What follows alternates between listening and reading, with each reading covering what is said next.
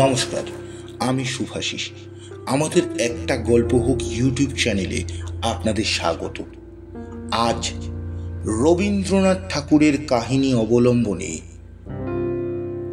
আজকের গল্প রামকানাইয়ের নির্বুদ্ধিতা। গল্প পাঠে এবং সমগ্র পরিচালনায় আমি শুভাশিস। বিশেষ সহায়তা দেবযানী। পোস্টার এবং সাউন্ড এফেক্ট শুভ।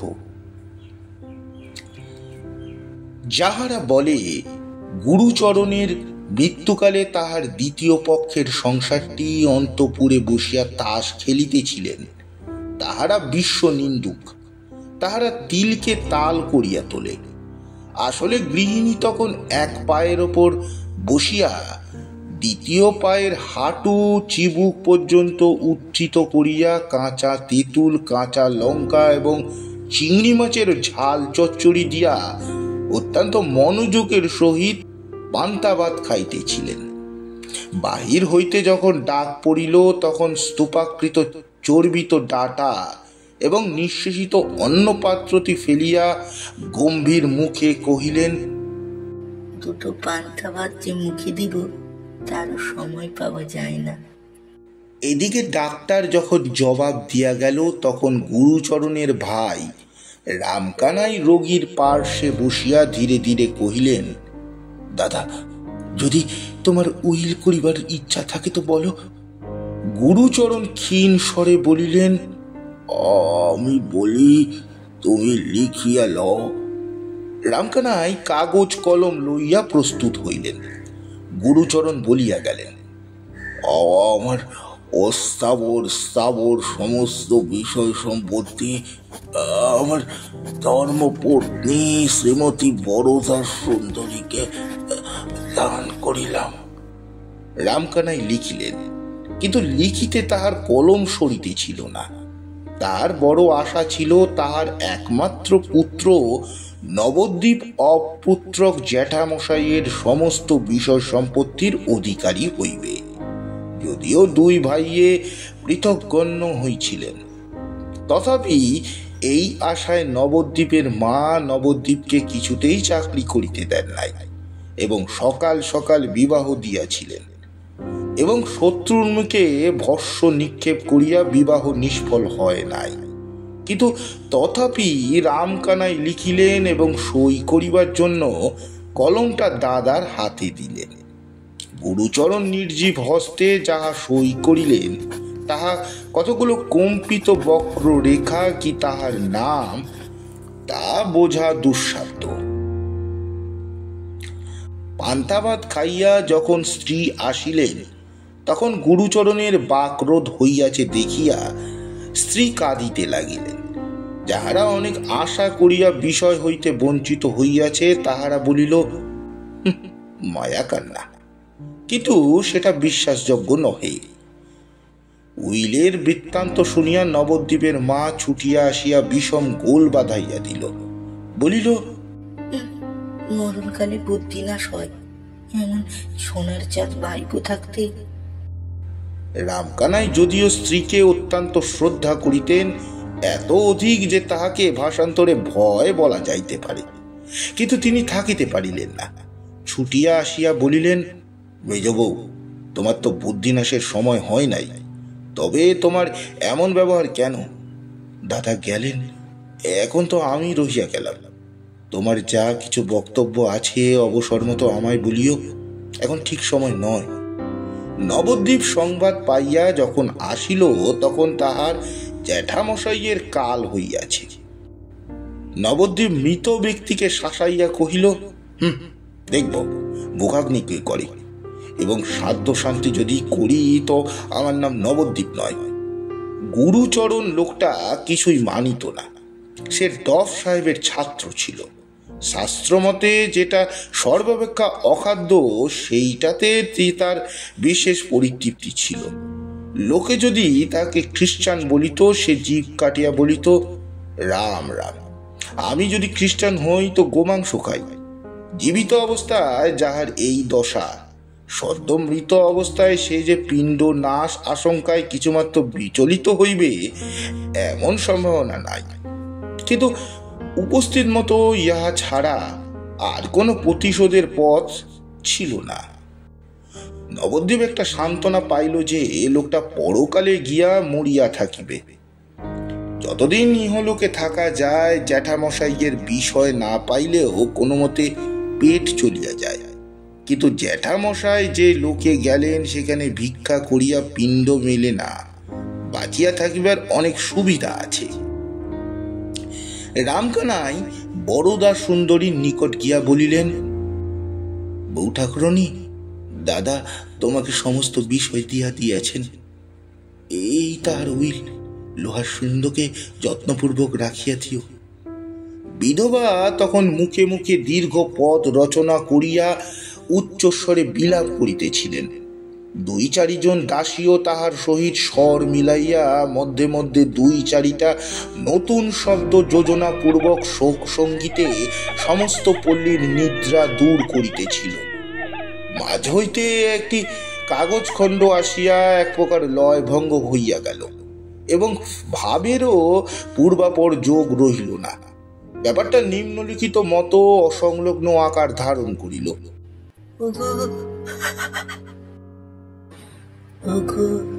আমার কি সর্বনাশ হলো, কি সর্বনাশ হলো। আচ্ছা ঠাকুরপো, লেখাটা কার? তোমার বুঝি? তেমন যত্ন করে আমাকে আর কে দেখবে? আমার থেকে কে মুখ তুলে চাইবে গো? তোরা এই একটু থাম, মেলা চেঁচাসনি, কথাটা শুনতে দে। ওগো, আমি কেন আগে গেলুম না গো? আমি কেন বেঁচে রইলুম? রামকানাই মনে মনে নিঃশ্বাস ফেলিয়া বলিলেন, সে আমাদের কপালের দোষ। বাড়িতে ফিরিয়া গিয়া নবদ্বীপের মা রামকানাইকে লইয়া পড়িলেন। বোঝাই গাড়ি সমেত খাদের মধ্যে পড়িয়া হতভাগ্য বলদ গাড়োয়ান সহস্র গুতা খাইয়া ও অনেকক্ষণ যেমন নিরুপায় নিশ্চল ভাবে দাঁড়াইয়া থাকে, রামকানাইও তেমনি অনেকক্ষণ চুপ করিয়া সহ্য করিলেন। অবশেষে কাতর ভাবে কহিলেন, আমার কি অপরাধ? আমি তো দাদা নই। নবদ্বীপের মা ফোঁস করিয়া উঠিয়া বলিলেন, না, তুমি বড় ভালো মানুষ, তুমি কিচ্ছু বোঝো না। দাদা বললেন লিখো, ভাই অমনি লিখে গেলেন। তোমরা সবাই সমান, তুমিও সময়কালে ওই কীর্তি করবে বলে বসে আছো। আমি বলেই তুমি পোড়ামাখি ডাইনিকে ঘরে আনবে আর আমার সোনার ছাদ নবদ্বীপকে পাথরে ভাসাবে। কিন্তু সেজন্য ভেবো না আমি শিগগির মরছি নে। এইরূপে রামকানাইয়ের ভাবি অত্যাচার আলোচনা করিয়া গৃহিণী উত্তরোত্তর অধিকতর কষ্ট সহিষ্ণু হইয়া উঠিতে লাগিলেন। রামকানাই নিশ্চয় জানিতেন, যদি এই সকল উৎকট কাল্পনিক আশঙ্কা নিবারণ উদ্দেশ্যে তাহার তিলমাত্র প্রতিবাদ করেন তবে হিতে বিপরীত হইবে। এই ভয়ে অপরাধীর মতো চুপ করিয়া রহিলেন, যেন কাজটা করিয়া ফেলিয়াছেন, যেন তিনি সোনার নবদ্বীপকে বিষয় হইতে বঞ্চিত করিয়া তাহার ভাবি দ্বিতীয় পক্ষকে সমস্ত লিখিয়া দিয়া মরিয়া বসিয়া আছেন। এখন অপরাধ স্বীকার না করিয়া কোনো গতি নাই। ইতিমধ্যে নবদ্বীপ তাহার বুদ্ধিমান বন্ধুদের সহিত অনেক পরামর্শ করিয়া মাকে আসিয়া বলিল, কোনো ভাবনা নাই, এ বিষয়ে আমি পাইব। এই কিছুদিনের মধ্যেই বাবাকে এখান থেকে স্থানান্তরিত করা চাই, তিনি থাকিলে সমস্ত ভণ্ডুল হইয়া যাইবে। নবদ্বীপের বাবার বুদ্ধিশুদ্ধির প্রতি নবদ্বীপের মার কিছুমাত্র শ্রদ্ধা ছিল না, সুতরাং কথাটা তারও যুক্তিসঙ্গত মনে হইল।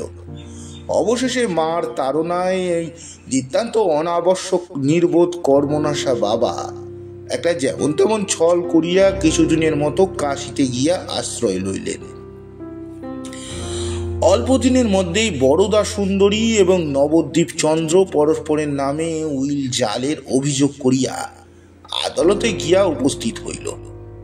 নবদ্বীপ তাহার নিজের নামে যে উইলখানি বাহির করিয়াছে তাহার নাম সহি দেখিলে গুরুচরণের হস্তাক্ষর স্পষ্ট প্রমাণ হয়। উইলের 2-1 নিঃস্বার্থ সাক্ষীও পাওয়া গিয়াছে। বরদা সুন্দরীর পক্ষে নবদ্বীপের বাপ একমাত্র সাক্ষী, এবং সহি বুঝিবার সাধ্য কাহারও নাই। তাহার গৃহপোষ্য একজন মামাতো ভাই ছিল। সে বলিল, দিদি, তোমার ভাবনা নাই, আমি সাক্ষ্য দেব, আরো সাক্ষ্য জুটাইব। ব্যাপারটা যখন সম্পূর্ণ পাকিয়া উঠিল, তখন নবদ্বীপের মা নবদ্বীপের বাপকে কাশী হইতে ডাকিয়া পাঠাইলেন। অনুগত ভদ্রলোকটি ব্যাগ ও ছাতা হাতে যথাসময়ে আসিয়া উপস্থিত হইল, এমনকি কিঞ্চিত রসালাপ করিবার চেষ্টাও করিল। জোড়ো হস্তে সহাস্যে বলিলেন, গোলাম হাজির, এখন মহারানী কি অনুমতি হয়? গৃহিণী মাথা নাড়িয়া বলিলেন, নাও নাও, আর রঙ্গ করিতে হইবে না। এতদিন ছুতো করে কাশিতে কাটিয়ে এলেন, এতদিনের মধ্যে মনে তো পড়েনি। এইরূপ উভয় পক্ষের অনেকক্ষণ ধরিয়া পরস্পরের নামের আদরের অভিযোগ আনিতে লাগিল। অবশেষে নালিশ ব্যক্তিকে ছাড়িয়া জাতিতে গিয়া পৌঁছিল। নবদ্বীপের মা পুরুষের ভালোবাসার সহিত মুসলমানের মুরগি বাৎসল্যের তুলনা করিলেন। নবদ্বীপের বাপ বলিলেন, রমণী মুখে মধু, হৃদয়ে ক্ষুর। যদিও এই মৌখিক মধুরতার পরিচয় নবদ্বীপের বাপ কবে পাইলেন তা বলা শক্ত। ইতিমধ্যে রামকানাই সহসা আদালত হইতে এক সাক্ষীর সপিনা পাইলেন। অবাক হইয়া যখন তিনি তাহার মর্ম গ্রহণের চেষ্টা করিতেছেন, তখন নবদ্বীপের মা আসিয়া কাঁদিয়া ভাসাইয়া দিলেন।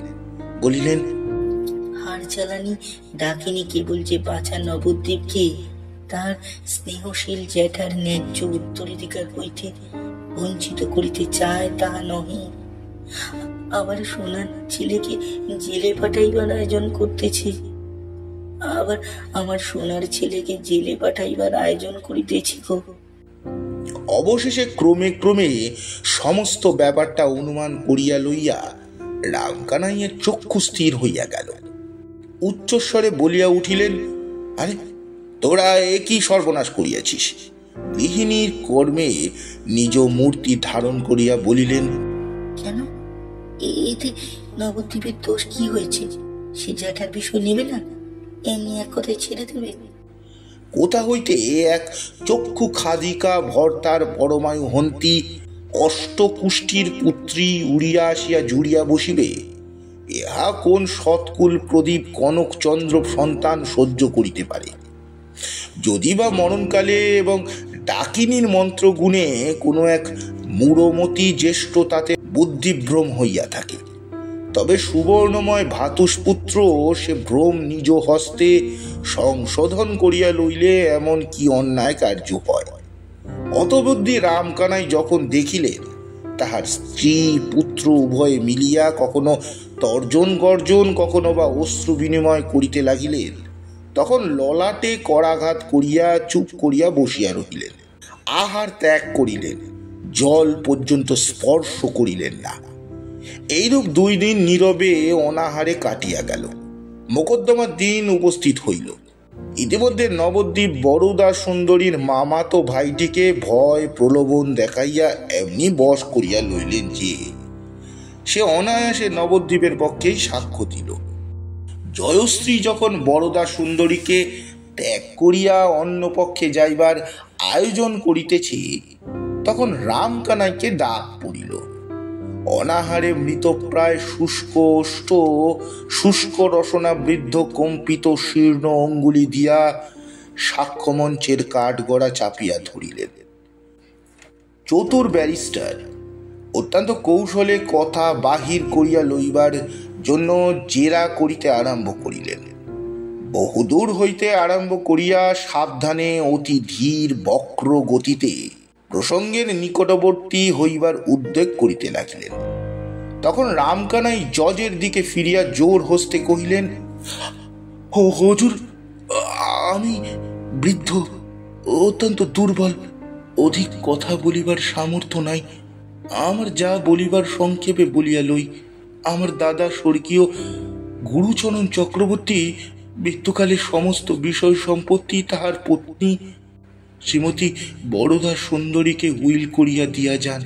সেই উইল আমি নিজ হস্তে লিখিয়াছি এবং দাদা নিজ হস্তে স্বাক্ষর করিয়াছেন। আমার পুত্র নবদ্বীপ চন্দ্র যে উইল দাখিল করিয়াছেন তাহা মিথ্যা। এই বলিয়া রামকানাই কাঁপিতে কাঁপিতে মূর্ছিত হইয়া পড়িলেন। চতুর ব্যারিস্টার সকৌতুকে পার্শ্ববর্তী অ্যাটর্নিকে বলিলেন, বাই জোফ, লোকটাকে কেমন ঠেসে ধরেছিলুম।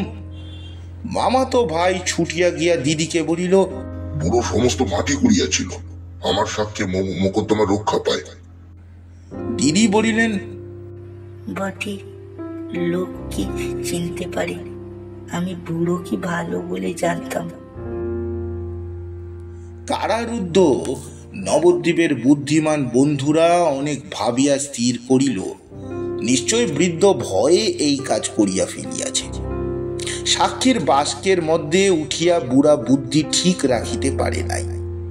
এমনতর আস্ত নির্বোধ সমস্ত শহর খুঁজিলেও মেলে না। গৃহে ফিরিয়া আসিয়া রামকানাইয়ের কঠিন বিকার জ্বর উপস্থিত হইল। প্রলাপে পুত্রের নাম উচ্চারণ করিতে করিতে নির্বোধ সর্বকর্ম পণ্ডকারী নবদ্বীপের অনাবশ্যক বাপ পৃথিবী হইতে অপসৃত হইয়া গেল। আত্মীয়দের মধ্যে কেহ কেহ কহিল, আর কিছুদিন পূর্বে গেলেই ভালো হইত, কিন্তু তাহাদের নাম করিতে চাহি না।